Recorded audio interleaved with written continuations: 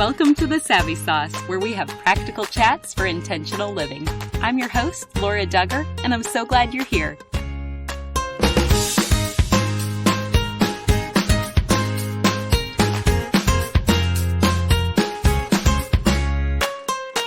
The principles of honesty and integrity that Sam Lehman founded his business on continue today over 55 years later at Sam Lehman Chevrolet Eureka. Owned and operated by the Birchie family, Sam Lehman in Eureka appreciates the support they've received from their customers all over Central Illinois and beyond. Visit them today at lehmangm.com. Cynthia Yanof is my guest today. She's an author, blogger, and at the time of our recording, she was the host of the Pardon the Mess podcast. But recently, she handed that over to Courtney DeFeo, who may sound familiar. She was also a previous guest on the Savvy Sauce. And now, Cynthia is hosting the MESSmerized Podcast. She and her husband, Mike, have kids ranging in age from college to elementary school, and she's going to share some of her parenting wisdom with us now. Here's our chat. Welcome to the Savvy Sauce, Cynthia. Well, thank you, Laura. I'm so glad to be here. Will you just start by sharing a little bit more about your backstory so that we can all get to know you better first? Sure. I mean, I could go back and back and back, but to keep everyone from being too bored, long story short is grew up in a really strong Christian home with a strong faith. And I can't think of a time when I didn't know Jesus. And I know that's a weird answer. I've been to so many different revivals and places where I felt like I was told, like, you have to know the exact moment. And I don't know if I know the exact moment, but I grew up in a faith tradition where we just were growing towards the Lord. And so all of my life, that's what I've known. And I went to college and then went to law school, and I met my husband in law school. We dated 7 years, everyone, 7 years, small eternity for sure. And then we were married and have 3 kiddos now. And so I have a daughter that's a sophomore in college. I have a son that's a sophomore in high school. And then I have a kindergartner. And so there you have it. All the ages, all the things going on over here. Goodness. And just to elaborate on that, I've heard you say before that your kindergartner, it started off with foster care when you met. Is that right? Yes. So our kindergartner, and by the way, everyone just take a deep breath. I'm going to just make everyone feel comfortable in where you are in your parenting. We're at kindergarten 2.0. So this is round number 2 of kindergarten because apparently I didn't feel the need to help him through the first round and we learned nothing. And so he's precious. He's just one of those that's going to need a little extra boost. And so there you have it. Last year we had fun. This year we're going to learn. And yes, his name is JB. And we were involved in foster care. Happy to always talk about that journey and the story, but the Lord just really spoke that into our hearts. And we never were adoption minded, really. We just went into foster care out of obedience, dragging our ever living feet. And JB came to us. He was the very first placement we got. He was 2 months old. We were willing to take older kids and we got a baby and he never left. Like, the Lord just literally, that was our child. And so he's been with us ever since. It was a rough and bumpy road of foster care, many, many turns where we thought that he would be leaving, but that was just the Lord's goodness. And we adopted him right before he turned 2. Oh, goodness. That knowing some friends who are going through that process, that's relatively quick for adoption, but still, I mean, you think of 2 years. Mm-hmm. So were you foster parents first before you launched your podcast, or which came first for you? Well, it's interesting because I was a lawyer for several years, a mediocre lawyer at best, I always like to say. It was just not where the Lord was calling me. And so having achievement syndrome and always like needing to achieve, I, went to law school and had a good law firm job. And just at some point, I'm like, this is just not I just feel like there's more. Like, I don't know what it is, but this is not just that holy discontent, if I can use church words, that feeling of like, what is it you have for me, Lord? And so sitting on like the 30th floor of a downtown Dallas law firm, looking out a window, I just kind of put my palms up and I'm like, okay, Lord, like, I don't even know what this means, but whatever it is that you have for me, whatever you created me to do, that's where I want to be. And just within, 6 months to a year, we knew foster care. That was something the Lord wanted us to do. And so I ended up stopping my practice of law to be home and start working through the foster care process. And then just that faithful step of obedience, I feel like then the Lord opened this next door with a ministry that asked me to come work with them, which I was completely unqualified and in a lot of ways probably overqualified for what I did. And that led to writing and then podcasting and just, Lord, just only things the Lord could open and close those doors and the things that he had for me. And so, yeah, foster care was kind of that first diving off point that led to all the other things that I now do. Wow. Isn't that interesting just to even hear it so succinctly put where he has blessed your obedience? And really, you were faithful in the small things and then he gave you more to steward. So that's an awesome story. And I'm remembering, was it something humorous for the way that you and your husband specifically met at law school? Or will you share that story with us too? Yes. And I'm going to step back and say one thing and I'll tell you that. But yes, in terms of obedience, but I want to be very clear. I'm about as normal and every day as anybody listening in terms of following God. Like on any given day, I'm like, yes, I'm all in. I'm going to do this. In the next minute, I'm like, no, that's not in my plan. That seems hard. Like foster care seems like that's what spiritual people do. I'm not sure that's us, like not our thing. And so we did take that step. Like we did what we were called to do. I went into it scared, like super scared of what it would do to our family. What would that mean for our biological kids? What would that mean for our marriage, our finances? Like I was scared going in. And I came out of foster care scared of who we would be if we hadn't done it. Because you are changed people when you do the things the Lord calls you to do. In those very, very hardest places where the Lord changes you and changes your family. And so I just like to say that it's hard, and foster care is our story, but I think God has a story that he's writing in all of us. And if we will just take those next steps, whether it's with an obedient heart or you're just dragging your feet like we were, like the Lord is faithful in that. And so that's off subject from what you asked me, Laura, but I start with that. But to answer your question with my sweet husband, yes, we met in law school. And I was walking in the parking lot and he cat called me like that. I can't whistle, but that cat call thing. And I was like, what just happened? Like, are we serious here? Because, like I was like, whatever, how old are you when you get out of college? Like 20 or 21 or whatever. And like in law school, and I was real serious about myself at that point in life. I was like, here I go. Watch me, world. I'm in law school. I'm going to do this. And when he cat called me, I'm like, I don't even know what to say of that. And so we kind of joke about it. My husband played college baseball. And so in law school, he'd just come off of that and had a lot of confidence. So we always laugh. And he's like, well, it worked. I'm like, kind of. But yes, we dated through law school and then 7 years and got married. And here we are. That's amazing. And I've heard you say before that a mentor told you, live in such a way that God can bless your life. And I just love that encouragement. So will you expound upon how you've applied this? Yeah, that was advice for many years. I'm like, what does that even mean? Like sometimes people say things or I underline it in a book or I'm like, I take a sermon note on that. And I'm like, actually, I don't know what that means. How do I do that? And I've just watched, and this is something I think Mike and I talk to our kids a lot about, but the Lord, we know scripturally, like his eyes are roaming the earth, looking for those who are fully devoted to him, right? He's looking for people that are devoted to him, that are wanting to do the things that he wants to do, that have kingdom purposes. But it's really hard for him to use us and do those things when we aren't devoted to him, when we aren't living a life that he can bless. And so that's not saying a perfect life. None of us are living a perfect life. But if we can't live in repentance and confession and just slowing down, asking the questions, surrounding ourselves by people who are following the Lord, surrounding ourselves by people who are pointing us back to him, like those are the places where I think we've got to be intentional. And when we are, then I think the Lord can bless that. And so it's not this like I've got to clean up my act in order for God to want to use me. I mean, gosh, can any of us clean up our act enough? No. But if we can step back and prioritize the things he prioritizes, family, loving people well, God's word, spending time with him, doing those things.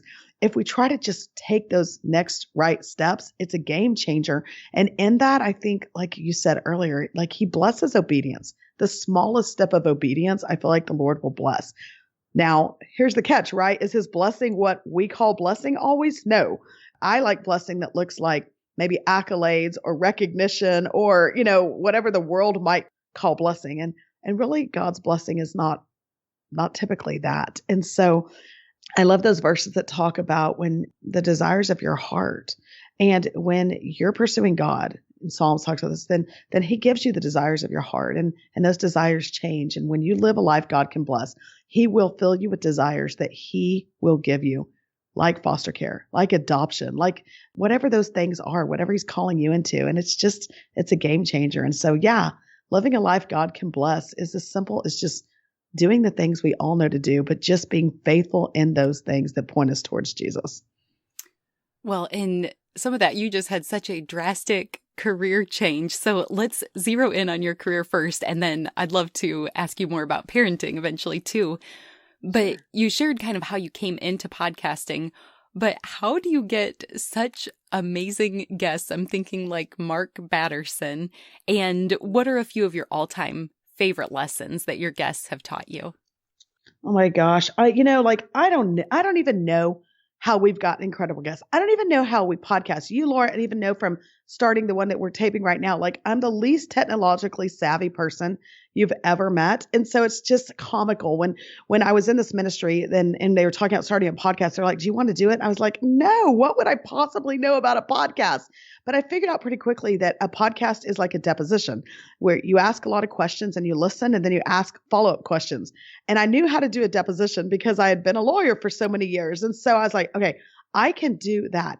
And just a reminder that like nothing's wasted with God, right? He can take even the places where I don't know that I definitely don't feel like I was in God's calling in my years as a lawyer. That doesn't mean I was outside of what he could use, but it was just funny that he took that and I took so many depositions and now he uses that for podcasting. So we fast forward and I remember like, how are we going to get guests? Who's this going to be? And it didn't matter to me that they were super famous. I just wanted people that could speak truth. And over the years, the Lord has just allowed us to talk to everyone. Even this week, I got to chat with Beth Moore and yes, Mark Batterson. He's one of my very favorites, and Priscilla Shire. And Anne Graham Lotz, and I could go on and on of just cool people. To answer your question, though, some of my favorites, people ask me that question a lot. I think Sally Lloyd Jones was one of my favorites because she said something that really impacted me. She's an author, children's Bible, all kinds of things. But she talked about success and our definition of success and making sure that we always define success by God's definition of success. And I thought for me, for an achievement-oriented person, that was just such a great word. Of course, I think it resonated with all the people that listen to my podcast, but I thought, you know what? That's a good word, not only for myself, but in my parenting. Like, what is going to be success in our house? And are we defining it by what the world calls success or what I as a mom call success for my kids? Or am I lining that up with what God would call a success for my kids? And am I asking him, like, define success? And so that was one that's really stuck with me. Another one, I got to interview David Green, who founded Hobby Lobby, and just hearing his background, I won't go into all of that, and just, raised poor and not good in school and all the things he did and how his parents were faithful in raising him in the small things. They had no idea he would be called the biblical billionaire one day, but they were faithful in the small things in parenting him, and look who he is now. And so he was another favorite. And then can I give you one more, Laura? Oh, please do. Okay. And then the third one, that's one of my very favorites ever. No one's ever heard of him, but he's been on my podcast a couple of times. His name's Darren Kinder. He lives in my area, kind of close in Dallas, and he worked for the Secret Service, and he was working Secret Service on 9/11 in New York City. And he was a building over from the first tower that fell. And you'll just have to listen to the story. And he's in the process of writing a book. So this is exciting too.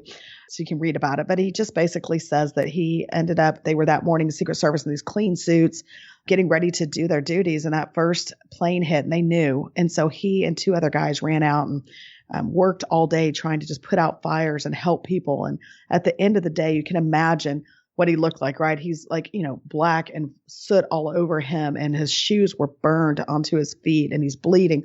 And he goes back where the Secret Service was meeting, and he walks in and he sees a room, and 2/3 of the people in that room were still in those clean, perfect suits from the morning. And one of them, seeing what he looked like, said, like, where have you been? And Darren Kinder said back to them, no, you guys, where have you been? And his testimony is just that, like, I'm not going to heaven with a clean suit. I'm just not going to do it. And so he has really impacted me of this whole idea of like, we got to get dirty. We got to get out there. We've got to do the hard things in life. And we don't want to get to heaven in a clean suit. And so I would say that's probably one of the most profound stories of faith that I've ever heard on my podcast. It's really changed me. And now a brief message from our sponsor. Sam Lehman Chevrolet in Eureka has been owned and operated by the Birchie family for over 25 years. A lot has changed in the car business since Sam and Stephen's grandfather, Sam Lehman, opened his first Chevrolet dealership over 55 years ago. If you visit their dealership today, though, you'll find that not everything has changed. They still operate their dealership like their grandfather did, with honesty and integrity. Sam and Stephen understand that you have many different choices in where you buy or service your vehicle. This is why they do everything they can to make the car buying process as easy and hassle-free as possible. They are thankful for the many lasting friendships that began with a simple, "Welcome to Sam Lehman's." Their customers keep coming back because they experience something different. I've known Sam and Stephen and their wives my entire life, and I can vouch for their character and integrity, which makes it easy to highly recommend you check them out today. Your car buying process doesn't have to be something you dread, so come see for yourself at Sam Lehman Chevrolet in Eureka. Sam and Stephen would love to see you, and they appreciate your business. Learn more at their website, LehmanEureka.com, or visit them on Facebook by searching for Sam Lehman Eureka. You can also call them at 309-467-2351. Thanks for your sponsorship. With this work that we get to do, there are lots of books that we can read to prepare for interviews. So I'd love to hear some of your maybe your top 5 favorite books list. Okay. I don't love to read. And I think it's because of law school. I think law school ruined me because it was so much reading and so intensive that it kind of stole the joy of reading to me. And so now, because I podcast a lot, I read a lot to prepare for podcasts. So I'm going to give you, instead of my 5 favorite books, I'm just going to tell you my favorite authors, because I read almost anything they have. And these are the ones that like, I don't have to like really bear down and be like, come on, you need to read more. So here's my 5 favorite authors pretty much. Number 1 is Max Lucado. Anything he writes, I love. And so he's been on Pardon the Mess, my podcast, several times, and I just adore him. Mark Batterson. So it's funny you brought that up. Anything he writes, I love. I just find him to be just amazing. In a Pit with a Lion on a Snowy Day is one of his books. It's my very favorite and maybe impacted my faith. Maybe one of the books, aside from the Bible, obviously, the most has impacted my faith. Number 3, I'm getting a little shallower now. Everybody ready? Grisham. I love Grisham stuff, but it's because it, taps back into that law side of me. And so I don't endorse the theology always, but I do think he tells a great story, and I love storytelling. And then just for fun stuff, I love Melanie Shankle. She's hilarious. And I just think, she loves the Lord, and she's got a funny way of putting things that we're all thinking. And then the last one is actually a book. And I'm just saying this right now because it's a book that has impacted, again, my faith journey. And that is, If You Want to Walk on Water, You've Got to Get Out of the Boat by Ortberg. And that's just a specific book that I just reread when I was sick a couple of weeks ago. But that whole idea of like, if you want to do the big things, you got to get out of the boat. And so what's your boat? And he talks a lot about how to figure out, what are you hanging on to? What are you clinging to? What's your boat? Is it your finances? Is it your marriage? Is it popularity, status? So that's one that's really impacted me too. So there you go on books, or maybe more accurately, authors I love. That's awesome. What a great list. Thank you. You've planted some ideas for maybe some of my next reads. And Cynthia, as a working mom, what perspective and wisdom can you offer to any of us parents listening? Yeah. Well, it's interesting. I'm going to be practical first, and I'm going to give you a spiritual answer too. But I've worked full-time as a mom, practicing law, doing some of that in pretty big hours, pretty big responsibility. I've worked no time, like literally stayed home with my kids and not worked at all. And I've worked part-time. And so I've kind of done every side of the gamut on working. And I think it's very individual what works for you. And there's no guilt in whatever that looks like. Some of us need to do it financially. And if that's where we are, that's great. Then we're going to do it and do it well. And some of us need to do it just because that's how we keep our sanity. And I figured that out about me. I'm not good if I don't work in some capacity, because then I start trying to micromanage my home in a way that's not healthy for anybody here. And so working for me is a great outlet. And I've just seen the Lord bless that. And I don't mean financially or numbers or platform or anything like that. Just bless the things that I've been involved with. And I've just been so grateful to see him in the middle of that. And just because what I do is faith-based doesn't need to be that for everyone. I've seen that in my husband's work, as he's an attorney still. He also coaches, and just the ministry the Lord's given him in that. And so I would just say, one, find what works for you and what works for your family and your finances, whatever, and then just live real well in that. Like, do it well and love the Lord in it. And grass is always greener. And so I think I've learned that over the years. I've always thought, oh man, if I could only stay home. And then I stayed home like, oh, if I could only have a job and had some. Just be content where the Lord has you. And then I would say, spiritually speaking, I heard Anne Graham Lotz speak one time, who's Billy Graham's daughter. And she said that as believers, just be faithful in your highest place of influence. If everybody would be faithful in their highest place of influence, then our world would be changed. And so I would just encourage you, if your highest place of influence is at home with your kids, which is a great, huge place of influence. Because again, we don't know who we're raising. Then treat it as that and make it your job and do it the best of your ability and ask the Lord into that. If your highest place of influence is on the PTA board, well, that's great. I mean, love people well, point people to the Lord in whatever ways you can appropriately do that.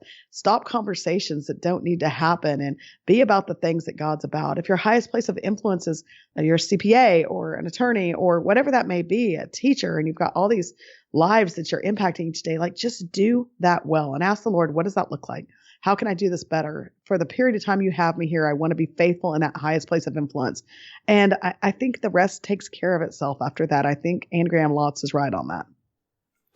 Goodness, I love it. I'm just soaking up all your wisdom. This is so great. What are a few core values or prayers that you find to be helpful as a parent? Yeah, it's interesting. I've been speaking a lot this year, and I've been talking about the 3 lies to not believe in 2023, 3 lies to get rid of in 2023. I think one of them is that I'm going to be judged by the success or failure of my kids. I think that's a lie we believe, that the success or failure of our kids determines kind of where we are in life. And I've realized like that's a problem, because who gets to define success and who gets to define failure, right? Like, are we going by the world standard, or like we said earlier, like by God's standard? And I've learned, having just sent a kid to college, what the world calls success means that you're good on paper. You're a great student. You're a great athlete. You've done all these things. You've worked some, all these things. And I look at all the expectations, even just getting a kid in college, what the world would say is success. And I think about that and I'm like, was I all those things growing up? Surely not. I wasn't a great student. I wasn't motivated. Sure wasn't a good athlete. Can barely walk today. But then I look at failures and some of the things that would probably be perceived as a failure. And in the midst of those very failures is where I've seen God create me and my family and turn us into things He wants us to be, where we've seen Him and known Him in places that maybe a world would call a failure. If I could tell you, Laura, can I tell a quick story about a failure with one of my kids? Always. Yeah. Thank you. My son, Brett, though, this last year played football and he was hoping to play more varsity, and he ended up playing more JV than varsity football. Silly example, right? But he was discouraged, and, the car rides home got a little quieter. And by the end of the season, we were all done. Like, we're like over it. And at the end of the season, he felt like it was kind of a failure. He's a sophomore, and most of his friends got to play quite a bit of varsity, and he would dress out and be up there ready to go and just didn't get called in. And so the end of the year awards banquet came, the ceremony. And I was like, oh, do we really have to go? Like, have we not celebrated this enough? All these kids are awesome. I'm glad they've had a great year. But like, do we have to sit through this anymore? But my husband, thankfully, he's fabulous. And Mike's like, no, you're going and you're going to be happy about it. So I went and I even was told a friend, I'm like, wake me up if I doze off. Like, I was ridiculous. And so we get there, and at the end, they've called out all the names and they've watched the highlight videos and they've handed out all the awards. They say, hey, will Brett Yanof come up here? My son. And I'm thinking like, why is the varsity coach calling up my son? Like, we got nothing to offer at the awards ceremony. And he started talking about the scout team, and he gave him this plaque. And I don't know if you're familiar with the scout team, but basically the scout team, those are the kids that get the real team ready for battle. They learn all the plays of the other team. They do the same blood, sweat, tears. They go through all the same endurance and trials and whatever. But when Friday night comes, they're not on the field. But as he's talking about this and he's giving my son this MVP of the scout team award, I realized in that moment that the coach knew something I needed to know. He was taking and naming a perceived failure. He was naming it a success. And what I couldn't see was that just because Brett's name wasn't called on the loudspeaker doesn't mean his contribution didn't count. And just because he wasn't the head on the varsity or he didn't do the things that got recognition doesn't mean that he wasn't a part of the team, that it wasn't valued. And what I think I've realized in parenting is just that we've got to be really careful letting success and failure be defined by things that the world is defining as success and failure. And we've got to be, as parents, we got to be willing to step out there and say, listen, I'm going to start naming scout team in my house. And I'm going to say that even though my kid got a C on the test, he studied as hard as he could, and that's okay. And just because my kiddo didn't get invited to the party that everybody's at, we're at home and they're learning character values on the couch with us. And we're going to name that a success. And I would say in all those places where the world's going to call something a failure, where our kids are going to call something a failure, where I as a mom want to say, gosh, this looks like a failure, I'm going to start naming it scout team, and I'm going to start naming it success, because I know how God works. And I know in the very midst of what the world would call a failure, he can call that a success. And he's turning us into, and he's turning my kids into people that he wants them to be. And if that comes at the cost of something that looks like it's a failure, then that's something we're going to be willing to take in this house. And so that's where I think that's one of the things in parenting that I'm really learning with my kids. Like, I'm not going to be defined by success and failure. I'm not going to let my kids be defined by the world's version of success and failure, but I'm going to rename it. And how many times do we get this backwards in parenting? But it makes me think of the Bible, that so often the lessons, especially that Jesus taught, are so counterintuitive, where we know he flips everything expected kind of upside down. So do you have any specific Bible stories that have fueled your parenting? Yeah, I really like to think of all the Old Testament. I'm obsessed with the Old Testament, but I like to think about Abraham and just a guy who, they were struggling with infertility, and the Lord said, you're going to be a father of nations. Like, what does that even mean? What does that look like? Right. And so I studied that a lot. And I think, like, all the things that I can't see yet, God's already working in my heart. He's already calling me to these next steps to move, pick up your family, go to the next place, is what he said to Abraham. And he was faithful, and he did. And he said, yes, yes. Okay, let's go and do it.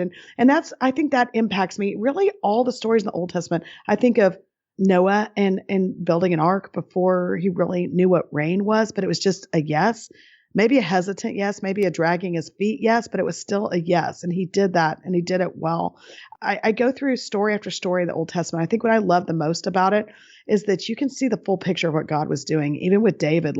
He doesn't even, he's out with the sheep when they come for the anointment, and they're looking at all his brothers. He's not even invited to the beauty pageant. Right. But he gets anointed, and it's still years and years of him being chased by Saul and not getting that anointment. But we see the end picture, and we see now, because we can look at the full picture of these people's stories. It's the Abrahams, the Noahs, the Jonahs, all these people. We can see the full picture of what God was doing. And you just trust him in that small step. And I think that impacts me, because the small stuff, one step of obedience at a time, leads to the big things that God's doing. We may see it this side of eternity. We may not, but that doesn't mean it's not worthy. And so I'm just encouraged. I think I would say when people ask me, like, I'm discouraged or I don't know what God's doing, I'm like, go read the Old Testament. Go find a person and learn all you can learn about that person. David's always a great one. I love David, but go find out all you can about him and realize, like, you're in a segment of life where you're just seeing a little glimpse of the picture.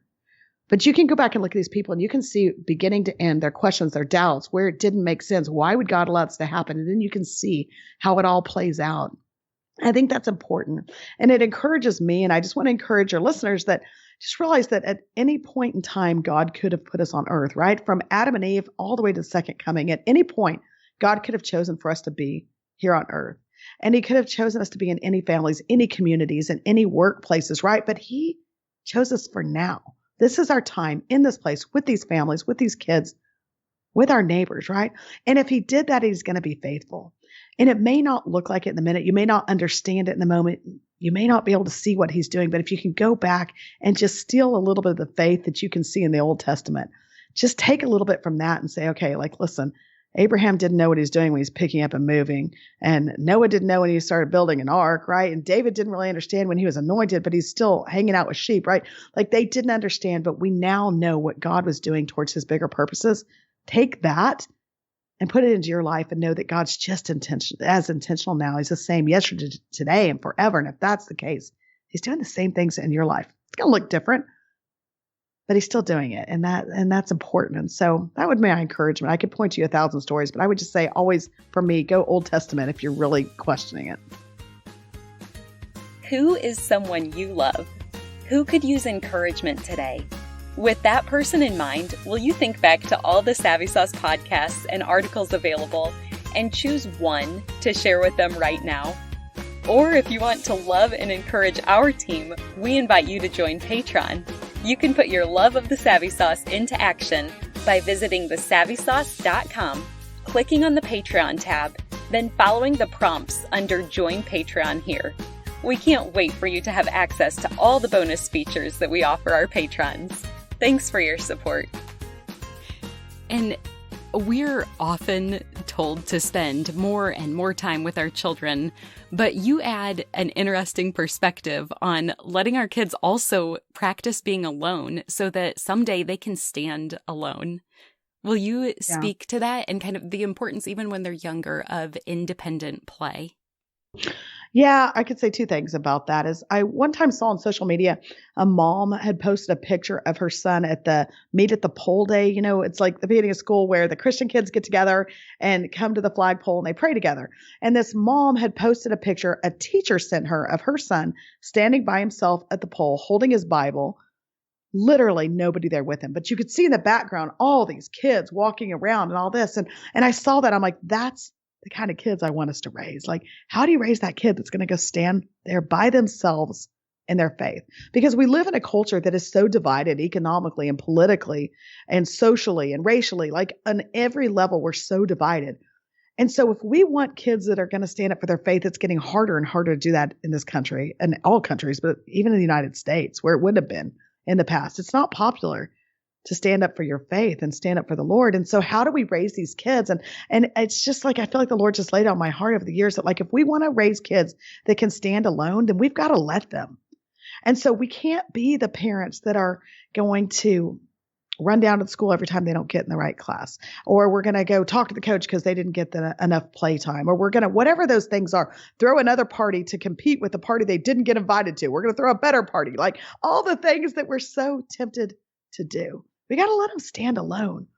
And so in terms of just letting them play alone and independent play when they're little, I think about a day when I took my youngest to the playground and I was just watching these moms and I'm like, gosh, there's so much to learn from the playground. Like, I wish I would have known. I wish somebody would have told me. And there's this mom who was like trying to get her kid to go play with everybody else, like all the other kids. And he just wasn't having it. He was just playing by himself. And she was like, trying to get him back into the mix on the playground. And I get it, man. There's nothing that sends me reeling like taking my kids to a social event. And, I think they're going to be the next outcast because they're over by themselves. They're not engaging. And so I get what she was trying to do. But in that moment, I just realized, like, listen, if we want kids that are going to stand alone, we got to let them. And sometimes that's just how the Lord creates them. And there's places where they've got to be able to do that. And independent play, being by themselves, being comfortable by themselves, it's a good place to start. And so just practically speaking with my third kid, yes, do we spend time to do fun things? Do we do all that? Yeah, but I'm just not going to live under the guilt of I'm not sitting down and doing pretend play all the time, or I don't have a play date for every single Friday afternoon, or because he's learning to play alone. And we're going to set him up to stand alone. And do I think it's important to be social? Yes. I'm not against that, obviously. And I want him to have friends. I want him to have godly friends. That's why I pray over him. But at the same time, if we're going to raise kids who can stand alone in their faith and do the things they're called to do and go do things like foster care or whatever it is that maybe other people aren't doing around you, then let's start now by normalizing that and saying, it's okay. Like, we're alone and that's okay. And so that's my encouragement. Like, if you want to raise kids who can stand alone, let them. And it's hard to do, man. I have to kick myself daily and be like, no, let them stand alone. It's okay. But it's worth it. Well, and also in your situation, Cynthia, you do get to parent your youngest with that bit of an age gap from your older children. So I'd love to hear some lessons learned, both maybe a few examples of what you would go back and let go of when you were doing parenting round one, and then also some specific things that you're so glad you did because now you're getting to see the fruit. I think maybe one of the biggest examples I can give you is a way I didn't do it right, if I'm honest, which is most often what I talk about on my podcast. Let me tell you another way I've gotten it wrong. But here's one for me. I think I just had it in my mind how things were supposed to look for my kids. I think we all do. I think that's natural. Like, this is how it's supposed to go. And so we're going to be, good at this, and we're going to be involved in that. And I just had this in my mind. And so the minute that it went off script, like, I was derailed by that. And so I use example a lot with my son. My poor high school son's getting picked on today. I do have other kids we can pick on, by the way, but this is the one. I'll tell the story about him. When he was in kindergarten, I got a call from his kindergarten teacher that he was going to be put in a reading club. And I was like, the reading club? What's that? And she's like, well, it's for kids that are behind and they're not reading well. And so we are trying to catch them up. And so we're going to pull him out and he'll meet with a reading specialist each day. And so you would think, like, Laura, that's like, okay, no big deal. Like, a normal parent, you guys, would just get off the phone and be like, great. Not this, Mom. I get off the phone and I was like, oh, this is it. This is like the phone call. This is the one where it starts the ball rolling. He's not going to be successful in school. He's not going to make it through high school. He'll never get to college and he'll never have a job. Like, I guess we just need to make him comfortable. That's literally like, I'm going down this path of insanity over the reading club. And the interesting thing about it is I was like dreading it. I'm like, how am I going to like tell him? Like, I'm going to pick him up from school and tell him like, hey, it's almost the end here. Like, bad things are coming your way. You're in the reading club. And so I'm like going through this, tears in my eyes, like a maniac, right? And I get there and he comes bopping out of school so happy, and he gets in the car and he's like, Mom, best news ever. I got picked for the reading club today. And I was like, oh, tell me about that.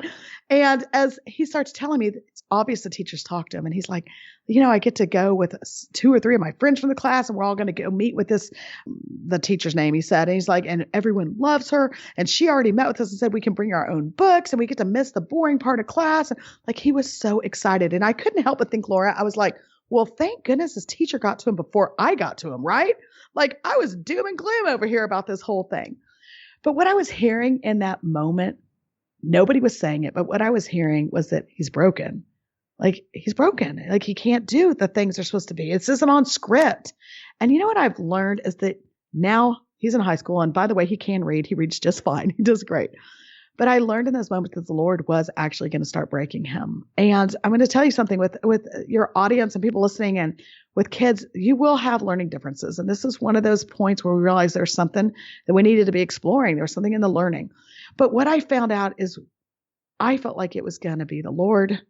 Well, I felt like the world was going to say he was broken, that, he didn't meet expectations. And what the Lord was actually doing was breaking him of pride and self-sufficiency. And he's made him the most kind and compassionate, hardworking person you've ever met. And I mean, everywhere he goes, people tell us how hardworking he is. Like, there's no ego about him because he's had to work hard every day of his life in school. Just didn't come easily for him. And the thing that scares me the most about that is, given the opportunity, I would have taken all of what God was doing in his life, all that God's creating him to be. I would have stripped that from him because I didn't want him to have to walk a different road. I didn't want him to have the harder road.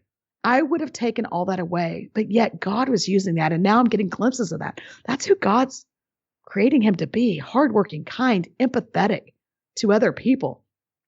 Thank goodness, right? And so I look at that and I would just say, like, in parenting, there's this, big gap in my kids. And I look at my youngest now and I'm like, throw away the script. Like, my youngest, I can already tell we're going to have some learning stuff to work through. And I don't know that he's going to have a million friends, and maybe he's just going to have a friend or 2 or 3 friends. And that's great. That's more than enough. There doesn't have to be a script on what it's supposed to look like. And very often, if we are trying to make them follow a script and we want them on the right select team, and I'm air quoting, and we want them in the right friend group, all those things, we're stripping away what God's doing in their life and what he has for them. And so I think I've just learned to sit back and let God do what he's going to do in their lives, and pray. Oh my gosh, pray over your kids and pray for yourself that you can step out of the places where you want to be right in the middle of it, manipulating, maneuvering it, all those places, And so I'd say that's one of my biggest lessons I think I've learned that I would do differently. In terms of something I would do the same, I guess I would say that is kind of stayed from the top to the bottom with my kids.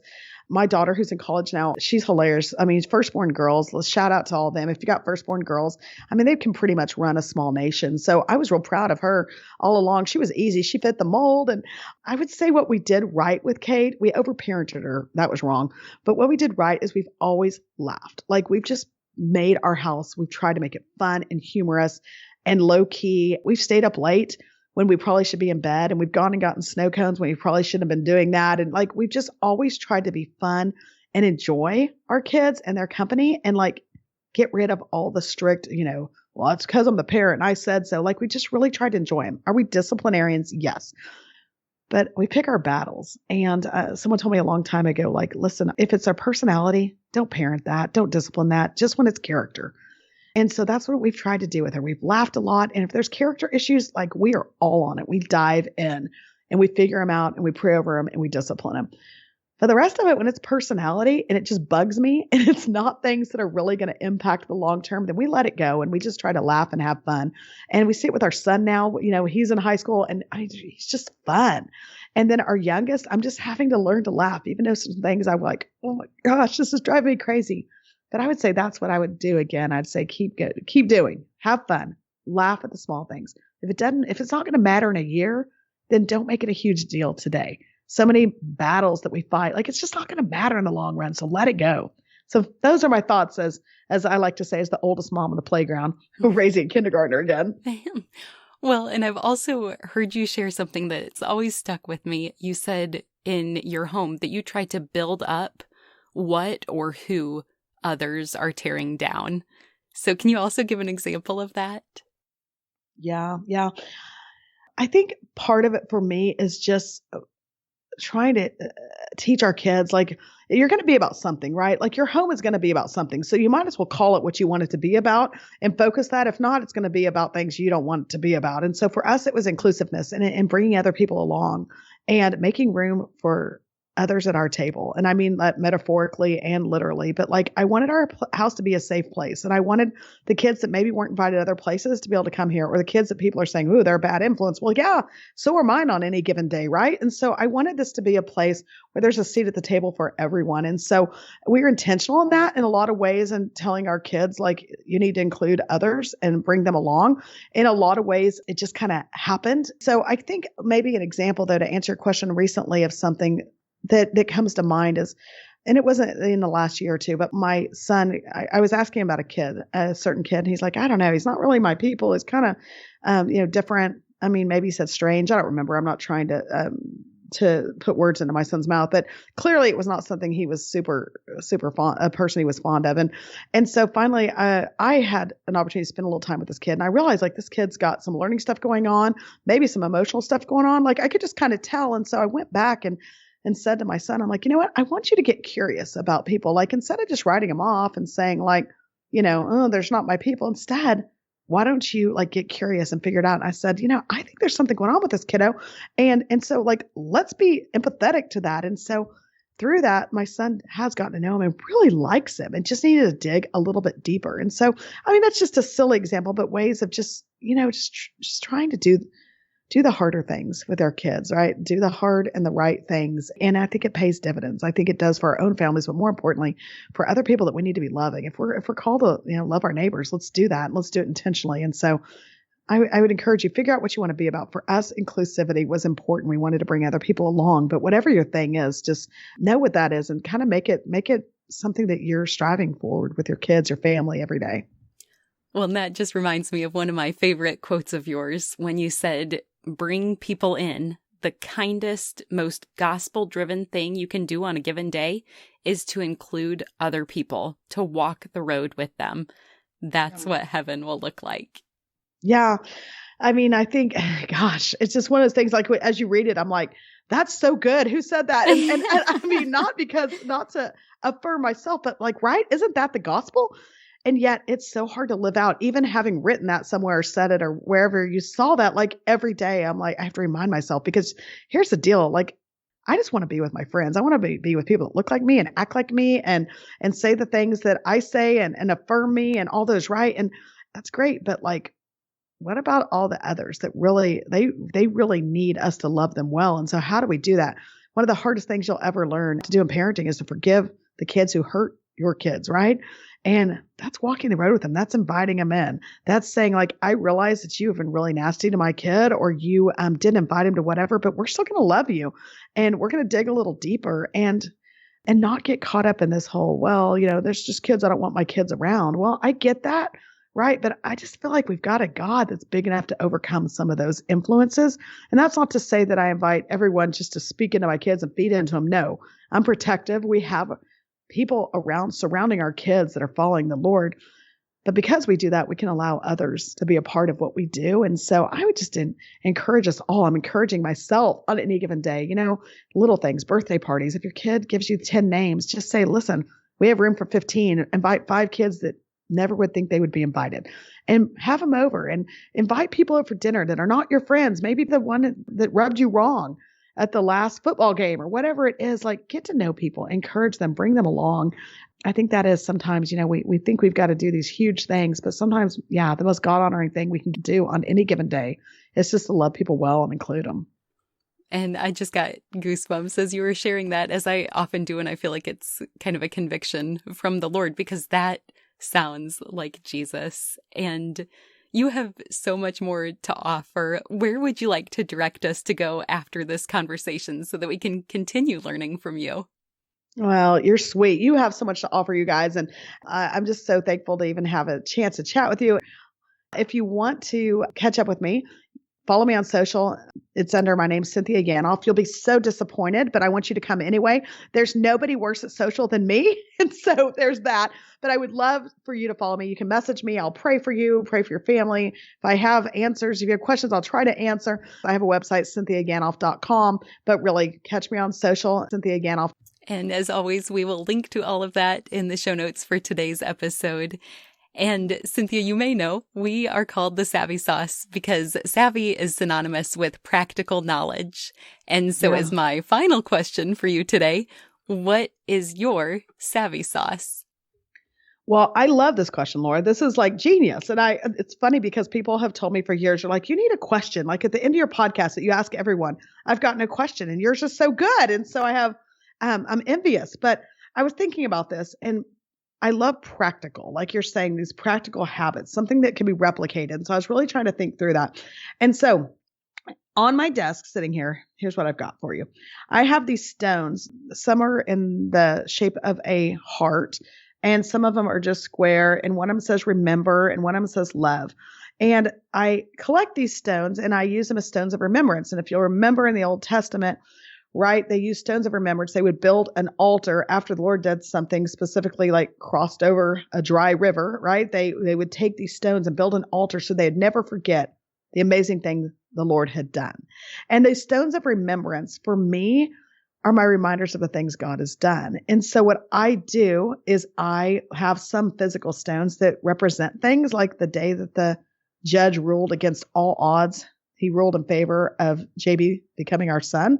I have a stone of remembrance with a date on it. I have stones of remembrance that aren't actual stones. They're calendars, like calendar reminders of things like, when the Lord provided a job, or when the Lord helped with a financial need of some sort, or he provided a ministry opportunity, or these different things. And a stone of remembrance, yes, sometimes I have literal stones and I love those.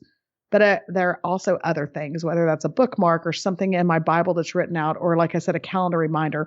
But I think it's really important to remember God's faithfulness, because life is really hard and there's so many unknowns and there's so many things that come along that you're like, oh my gosh, like what is the Lord doing? Is he good? Is he for us? How can I believe the truths of the gospel when I'm living the realities of this world? And all I can say is oftentimes to myself and to my kids, like, I don't know where God is in this. I don't know why he's not giving the miracle. I don't know why the prayer seems unanswered.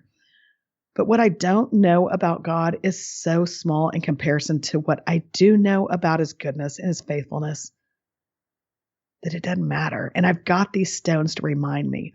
And so it's physical reminders of God's goodness. It's tangible. I can touch it and I can say, He has been good in the past. He doesn't change, and he'll do it again.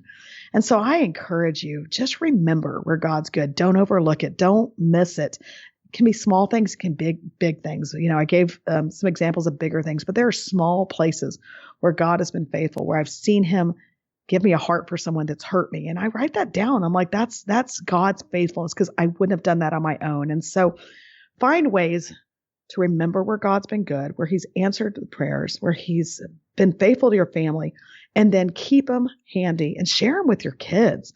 And so they can remember that too. Nothing's taken for granted. Like everything that is good is from the Lord. We know that. And so make sure you talk about it. Make sure you represent it. Make sure that your family knows that all good things we have, all the things that we've needed, the Lord's been faithful in it, and we'll celebrate that. That is such a wonderful charge to each of us. And Cynthia, I just love your encouragement and humility and sense of humor. And I'm drawn to all the wisdom you shared. So I just want to say thank you for being my guest. Oh, thank you for having me. And thanks everyone for listening. And I just hope you're encouraged. And again, I don't ever want to come from a place of expertise. I am walking the road with all of you, but hopefully it's something resonated. And Laura and I prayed before we started that the Lord would just speak to each person individually. And I'll pray that again when we're finished, that the Lord will just speak into your lives, and just maybe something will catch and encourage you today. So thanks for having me. Oh, it's truly my pleasure. One more thing before you go. Have you heard the term gospel before? It simply means good news, and I want to share the best news with you. But it starts with the bad news. Every single one of us were born sinners, and God is perfect and holy, so he cannot be in the presence of sin. Therefore, we're separated from him. This means there's absolutely no chance we can make it to heaven on our own. So for you and for me, it means we deserve death, and we can never pay back the sacrifice we owe to be saved. We need a Savior. But God loved us so much, he made a way for his only Son to willingly die in our place as the perfect substitute. This gives us hope of life forever in right relationship with him. That is good news. Jesus lived the perfect life we could never live and died in our place for our sin. This was God's plan to make a way to reconcile with us, so that God can look at us and see Jesus. We can be covered and justified through the work Jesus finished, if we choose to receive what he has done for us. Romans 10:9 says that if you confess with your mouth Jesus is Lord and believe in your heart that God raised him from the dead, you will be saved. So would you pray with me now? Heavenly Father, thank you for sending Jesus to take our place. I pray someone today, right now, is touched and chooses to turn their life over to you. Will you clearly guide them and help them take their next step in faith to declare you as Lord of their life? We trust you to work and change the lives now for eternity. In Jesus' name we pray. Amen. If you prayed that prayer, you are declaring him for me, so me for him. You get the opportunity to live your life for him. At this podcast, we are called Savvy for a reason. We want to give you practical tools to implement the knowledge you have learned. So you ready to get started? First, tell someone. Say it out loud. Get a Bible. The first day I made this decision, my parents took me to Barnes & Noble to get the Quest NIV Bible, and I love it. Start by reading the book of John. Get connected locally, which basically means just tell someone who is part of the church in your community that you made a decision to follow Christ. I'm assuming they will be thrilled to talk with you about further steps, such as going to church and getting connected to other believers to encourage you. We want to celebrate with you too, so feel free to leave a comment for us if you made a decision for Christ. We also have show notes included where you can read scripture that describes this process. Finally, be encouraged. Luke 15:10 says, "In the same way, I tell you, there is rejoicing in the presence of the angels of God over one sinner who repents." The heavens are praising with you for your decision today. If you've already received this good news, I pray that you have someone else to share it with today. You are loved, and I look forward to meeting you here next time.